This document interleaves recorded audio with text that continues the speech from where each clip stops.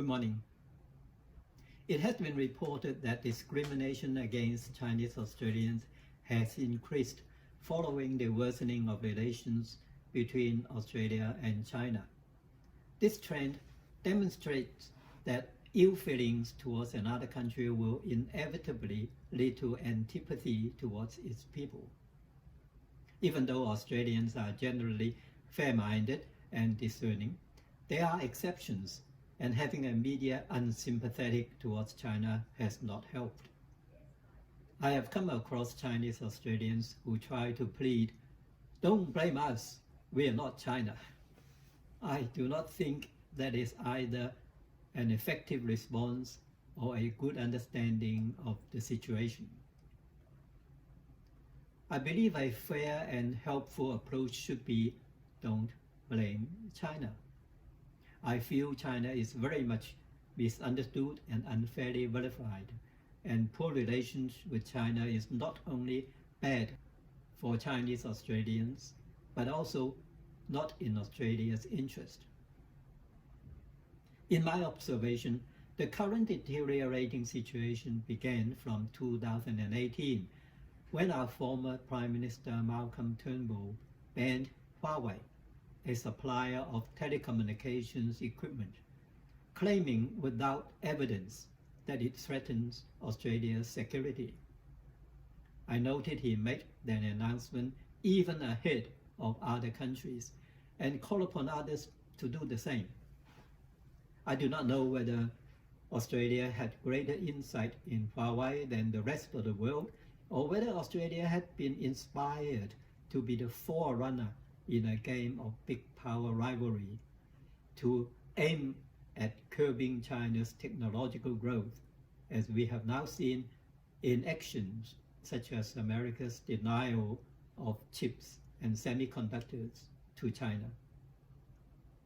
Then, in April 2020, our present Prime Minister Scott Morrison called for transparency from China on the origins of the coronavirus and demanded to go into China to do an investigation. Now, this time he did not make that call ahead of America, but the timing was spiteful. It was immediately after President Trump of America wanted China to recompense the world for the damage. We can see why China was distressed by Australia's repeated unprovoked hostilities towards it, when up to that point China had been our friendly and reliable trading partner. Our trade relations with China began to experience difficulty. At that juncture, I felt Australia had two options. One, to reassure China we are still friendly, which was all it would take to restore our good relations. Or two, to gather international pressure to force China into submission. Sadly, we chose the latter. I see the unfortunate development in layman's terms. Imagine there is a convenience store near me. They have good quality merchandise and their prices are reasonable. But the store owner keeps smearing me and my family and urges others in the neighborhood to antagonize me. I now cut down on my purchases from that store. It is not yet a boycott, and it does cost me more to shop elsewhere, but I just don't feel comfortable doing business with that store. Can you blame me? Our Australian leaders sought to justify their belligerent stance by scaling up their rhetoric against China, and our media joined in the chorus. Soon, China was portrayed as the big bully and evildoer. The loyalty of Chinese Australians has been questioned, and some people even suspect there are spies here putting in good words for China. Australia's relationship with China continued the downward spiral. It is hard to say whether our media was influenced by our politicians or vice versa. Maybe both were already influenced by external forces at play. In my observation, our media has become unfairly selective with its source of information and biased with its presentation. Nowadays, we very seldom get to see China's side of a story. With issues such as on Hong Kong, Taiwan, and Xinjiang, I'm aware other narratives exist in favor of China, but they are rarely picked up by our media. We keep seeing the same anti-China faces popping up in media interviews. There's no shortage of very knowledgeable international and local experts who are able to articulate China's position, but their inputs are rarely canvassed. And even when they do get a chance to speak, it is often trivialized, selectively quoted, or misinterpreted, such as that interview of the Chinese ambassador Chen Jingye on 26th of April 2020. It was reported that the ambassador had threatened Australia in that interview. Thanks to the support of prominent Australians such as Jane Gourley, she is a director of Australian Centre on China of Australian National University, and a former senior diplomat, Professor Jocelyn Chey, who took the trouble to study the full interview script, that the allegation against the ambassador was proven unfounded. Few can argue that China has done a great job in improving the lives of its citizens. Externally, China has been a real gentleman when fending off criticisms about its behavior and governance. I have yet to see China returning the affront in like manner and criticizing Australia's treatment of our First Nations people, or our refugees, or East Timor, or advising Australia who we should or should not befriend. Unlike some other countries, China has always emphasized mutual prosperity and does not seek to damage others' interests in pursuing its own. There's no reason China would want to be our enemy unless we wanted it that way.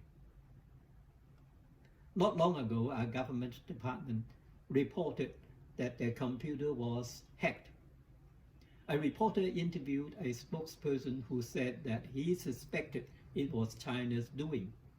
Now, as a former journalist myself, I was expecting the obvious question: why do you suspect it was China? Instead, that reporter asked something like, "Oh, what is Australia going to do about it?" That reporter's response revealed a mindset that I feel is often seen in Australia's media. During a 60 Minutes report on the 28th of June 2020 of a security raid on a member of parliament, and that was in relation to his suspected link with the Chinese government, the reporter asked a security agent, he was an agent of the Australian Strategic Policy Institute, to comment on whether the accused person, quote, may well say he was simply a true believer in the ideals promoted by the Chinese Communist Party. Is that fair enough? End of quote. A reasonable question, I thought, but I was astounded by the agent's reply. Now, this is what he said. It would be unusual and rare for the Chinese Communist Party to genuinely win over people through their ideology.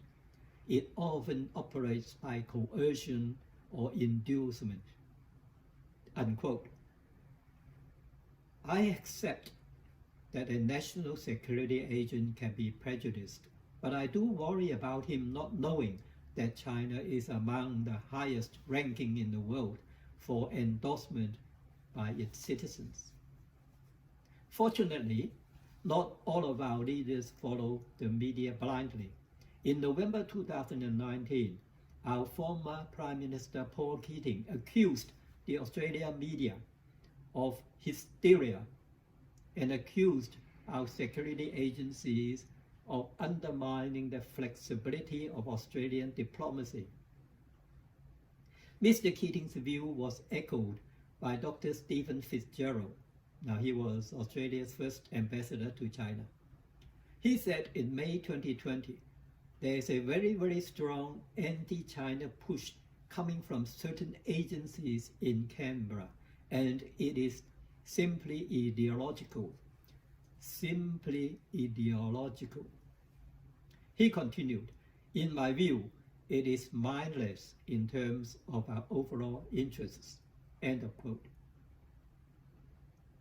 One wonders if a vicious cycle has taken shape in Australia. The media has been successful in peddling a negative image of China.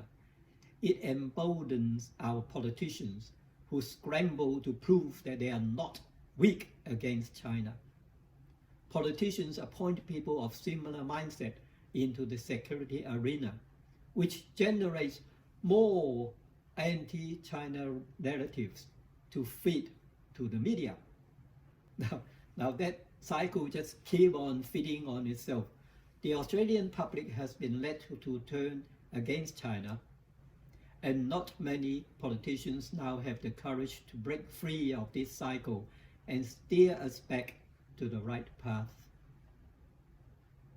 I do hope more fair-minded people would step forward to call for a better understanding of China. I also hope Chinese Australians are not intimidated against speaking out for a better relationship. There is no reason why Australia cannot adopt policies similar to many other countries. That is, maintain a friendship with China without upsetting other big players in the world. Just as the world wanted China to play a mediating role between Russia and Ukraine, perhaps Chinese Australians should now play a mediating role between Australia and China. And when that is achieved, Australia will rise up to a historical occasion of mediating between China and America, thereby making this world a happier place.